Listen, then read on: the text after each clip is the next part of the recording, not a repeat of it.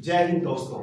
आज हम जो बात करने वाले हैं वो है उत्तर प्रदेश लेखपाल में जो आपदा प्रबंधन एक टॉपिक उसमें दे रखा है।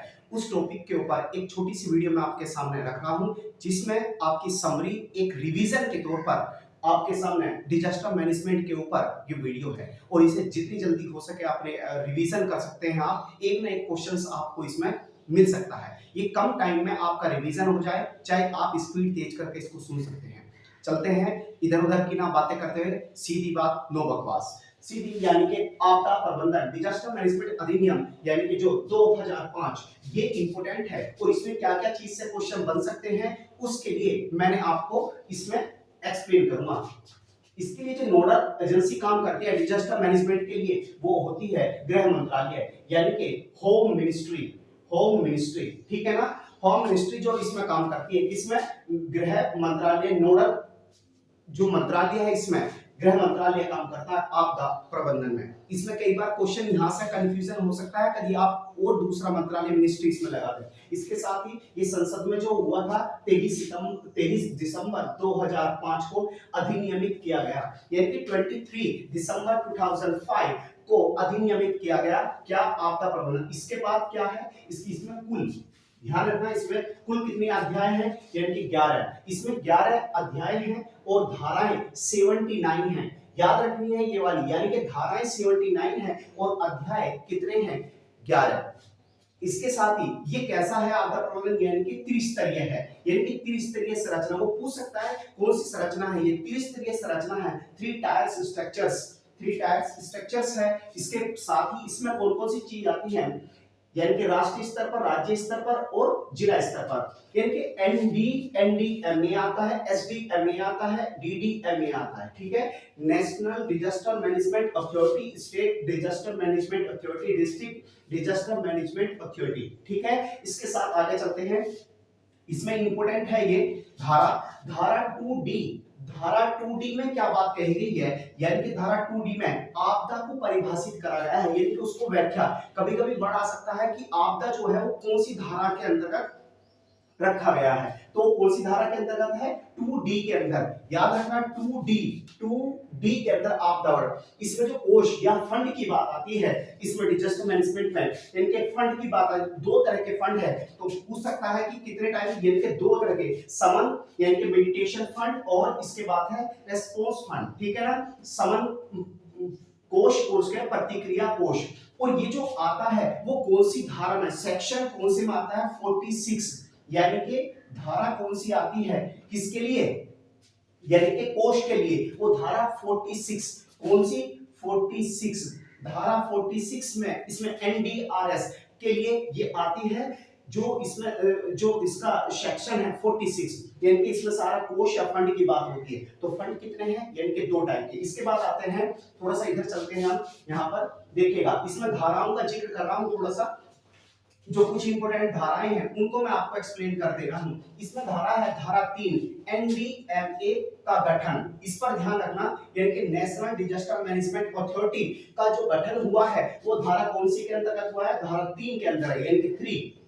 सेक्शन 6 क्या कहता है? सेक्शन 6 ये कहता है शक्ति और कार्य, यानी कि जो इसके शक्ति और कार्य जो पावर्स हैं और जो उसके वर्क हैं उनको एक्सप्लेन करा है धारा 6 में। इसके साथ ही आता है धारा 16 या 14 यानी कि 14। उसमें क्या आता है?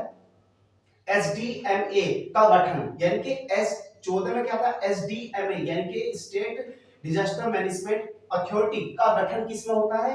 धारा 14 में। और जबकि नेशनल स्तर पर कौन सी धारा में होता है? धारा 3 के अंतर्गत। इसके साथ ये धारा 8 नेशनल एग्जीक्यूटिव कमेटी का गठन होता है, यानी कि कमेटी का जो जिक्र होता है, एग्जीक्यूटिव जो कमेटी है उसका धारा 8 के अंतर्गत, ठीक है। 6 में यानी कि क्या होता है? शक्ति और कार्य, और 3 में क्या होता है? उसका एनडीएमए का गठन, और 14 में क्या होता है? एसडीएमए का गठन। तो ये याद रखना, ये बार बार इसलिए मैं आपको रिवीजन करवा रहा हूं ताकि आपका इसका फोकस बन जाए, ताकि आप कंफ्यूजन ना हो, क्योंकि जब एग्जाम में आएंगी धारा सेम सी लगेगी, कहीं कंफ्यूजन पैदा ना हो जाए।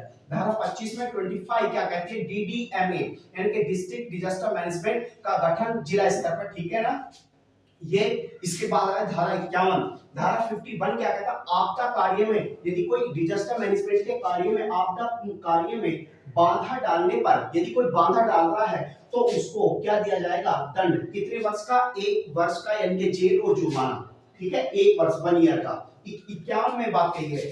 धारा 52 में क्या बात कह रहे, यानी कि धारा 52 में क्या है, झूठा दावा। यदि कोई झूठा दावा कर रहा है किसमें, यानी कि डिजास्टर मैनेजमेंट के लिए, उसके उस पर क्या है, 2 वर्ष का, यानी कि उसको 2 वर्ष की जेल हो सकती है। यहाँ पर 2 वर्ष का है, यदि कोई झूठा दावा कर दे रहा है तो 52 के अकॉर्डिंग ये यानी कि 2 वर्ष का। इसके बाद क्या आता है 54 यानी कि जो सेक्शन 54 है वो क्या कहता है, झूठी चेतावनी। यदि कोई आपदा के लिए कोई झूठी चेतावनी फैला रहा है कि यहाँ पर आग लग गई है, ये हो गया है, तो झूठी चेतावनी यदि कोई फैला रहा है तो सेक्शन 54 के अकॉर्डिंग उसको 1 वर्ष, यानी कि 1 वर्ष की क्या हो सकती है, यानी कि सजा हो सकती है। तो ये सेक्शन है, यानी कि 3 है, 6 है, 8 है, 14 है और 25 है, 51 है, 52, 54, 51, 52, 54, ये एक सी धाराएं दिख रही हैं, तो इनमें थोड़ा दंड का ध्यान रखना, क्योंकि 52 में यदि झूठा दावा कोई कर रहा है तो उसके लिए 2 वर्ष का है, और वरना यहाँ पर 51 और 54 में 1 वर्ष का है। यहाँ पर क्या झूठी चेतावनी दे रहा है तो 54 में, और आपदा में कार्य यदि कोई हो रहा है तो उसमें यदि कोई बाधा डाल रहा है तो उसके लिए क्या, उसके लिए दंड का प्रावधान है। तो डिजस्टमेंट यानी कि 2025 का ये अधिनियम है। मंत्रालय इसमें कौन सा आता है, यानी कि गृह मंत्रालय या होम मिनिस्ट्री काम करती है। इसमें जो कोष का फंड है वो इनके 2 टाइप्स के कोष के फंड का जिक्र किया गया है। इसमें कुल अध्याय 11 अध्याय हैं और 79 धाराएं हैं। इसके साथ ही धारा 2D इंपोर्टेंट है, याद रखना 2D आपदा को परिभाषित एक्सप्लेन करता है, और कोष ये मैंने आपको बता दिए, ये किस मात्रा 46 सेक्शन है। इसके साथ आते हैं NDMA, national disaster management authority. इसको थोड़ा सा इंपॉर्टेंट रखना, इसका जो गठन हुआ है एनडीएमए का गठन 27 सितंबर 2000 यानी कि 6 यानी कि 2006 27 सितंबर 2006 में इसका गठन हुआ, और ये एक शीर्ष वैधानिक निकाय है। ध्यान रखना, शीर्ष वैधानिक निकाय, शब्दों पर ध्यान देना, वही आपको वहां पर सबसे इंपॉर्टेंट है। शीर्ष वैधानिक निकाय है। इसके जो पदेन अध्यक्ष होते हैं किसके, एनडीएमए, यानी कि एनडीएमए के पदेन जो अध्यक्ष होते हैं वे कौन होते हैं, हमारे प्रधानमंत्री यानी कि पीएम, और उसके जो उपाध्यक्ष होते हैं, उपाध्यक्ष जो होते हैं वो कैबिनेट मंत्री के समकक्ष व्यक्ति होते हैं, यानी कि जो इसके उपाध्यक्ष कैबिनेट मंत्री के समकक्ष होते हैं।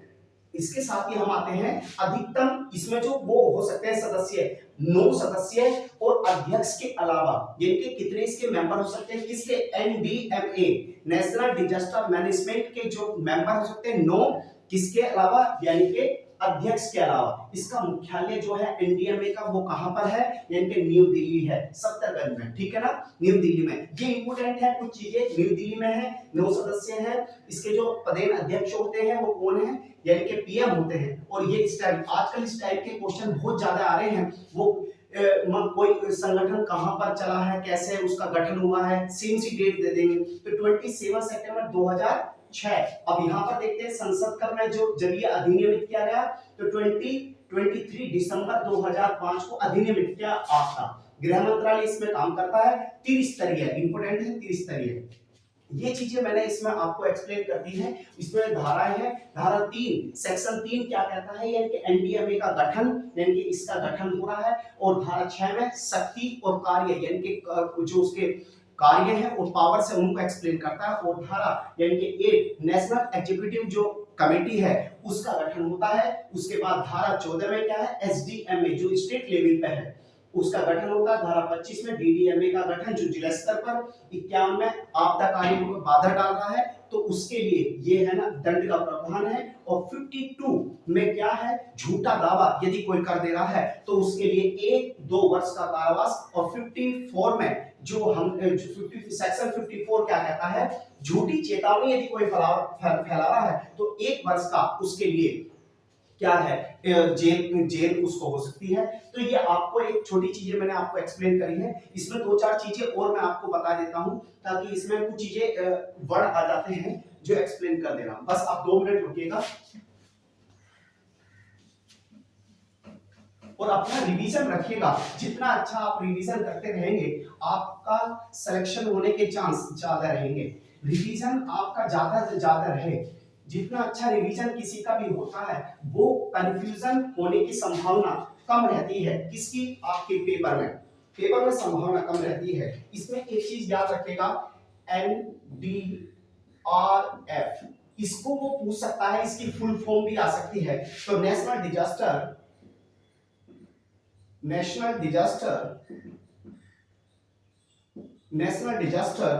रेस्पॉन्स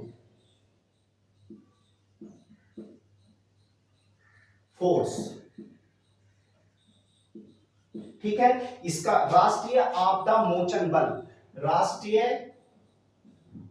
आपदा मोचन बल, ठीक है। ये इसकी फुल फॉर्म भी पूछ सकता है। तो नेशनल डिजास्टर रेस्पॉन्स फोर्स, ये इसकी मैंने बता दिया है। इसका जो गठन हुआ था, ध्यान रखना, इसका गठन कितने में हुआ था? 2005 में, ठीक है। और धारा कौन सी आती है इसमें? सेक्शन, धारा कौन सी आती है? धारा 44 के तहत आता है। इसके साथ ही इसमें आदर्श वाक्य क्या है इसका? आदर्श वाक्य यानी कि मोटो क्या है? मोटो क्या है इसका?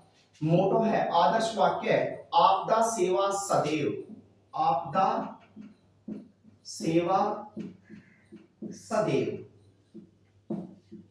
आपदा सेवा सदैव, ये इसका मोटो है। थोड़ा सा इसको याद रखना, पूछ सकता है कि है ना इसका मोटो क्या है एनडीआरएफ का, तो ये इंपोर्टेंट बन जाता है। इसलिए इसमें एक चीज और रखिएगा, इसका जो महानिर्देशक होता है एनडीआरएफ का, महानिर्देशक जो होते हैं वो कौन होते हैं? यानी कि डीजी होते हैं, जो डायरेक्टर जनरल होते हैं, और ये आईपीएस रैंक के होते हैं, यानी कि आईपीएस होते हैं, आईपीएस रैंक के क्या होते हैं? अधिकारी, ठीक है। इसके साथ ही ध्यान रखना एक वर्ड और आ सकता है इसमें, CWC क्या है? इसकी फुल फॉर्म सेंट्रल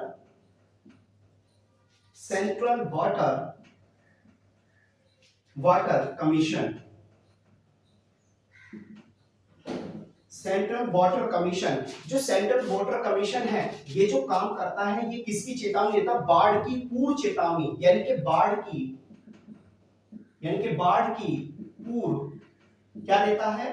चेतावनी देता है। बाढ़ की पूर्व चेतावनी देता है। तो इसको याद रखना, थोड़ा सा आ जाए, इसकी कभी फुल फॉर्म आ जाए। आजकल इस टाइप के क्वेश्चंस थोड़ा ज्यादा देखने को मिल रहे हैं, तो ये ध्यान रखना। और NEC नेशनल एग्जीक्यूटिव जो कमेटी होती है, उसके जो अध्यक्ष होते हैं, कमेटी के जो अध्यक्ष होते हैं, कार्यकारिणी सदस्य उसके अध्यक्ष होते हैं, जो हमारे केंद्रीय गृह सचिव होते हैं वो होते हैं, होम सेक्रेटरी उसके वो होते हैं, ठीक है। ये थोड़ा सा आप थोड़ा ध्यान रखना। इसमें दो चार चीजें और मैं आपको बता देता हूं, यानी कि सिक्किम GLOF एक वर्ड आया है इसमें, एक वर्ड और आया है, थोड़ा सा इसको वर्ड को ध्यान रखना, इसकी फुल फॉर्म भी याद रखना, ये अभी चर्चा में है थोड़ा सा। GLOF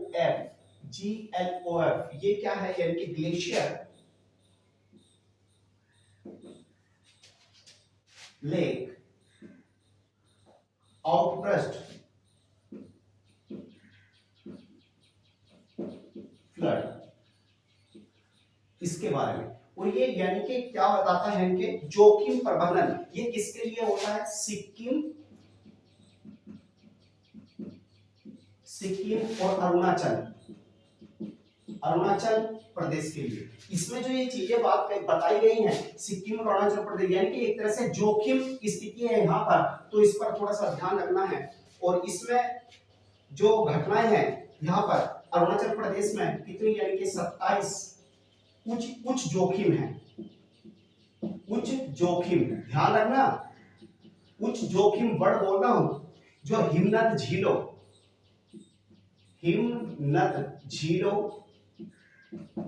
से समझ। तो यहाँ पर क्या है, इनकी पहचान करी गई है और यहाँ पर क्या लगाए जाएंगे, सैटेलाइट लगाए जाएंगे, जिससे कि स्टेशन लगाए, जिससे कि उससे हम पता कर सकते हैं कि ये सेंसिटिव जोन है तो इन पर कैसे काम कराए। मौसम स्टेशन स्थापित किए जाएंगे। यहाँ पर क्या कहे जाएंगे, मौसम स्टेशन, मौसम स्टेशन, मौसम स्टेशन स्थापित करे जाएंगे।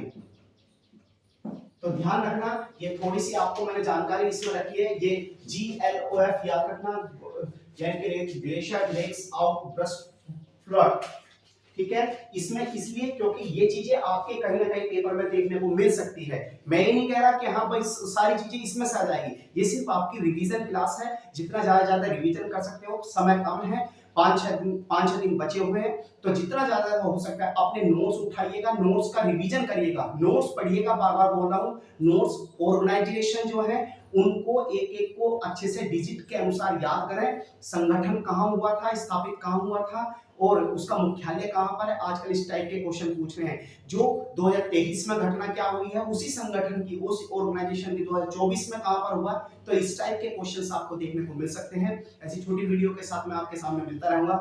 जय हिंद, जय भारत।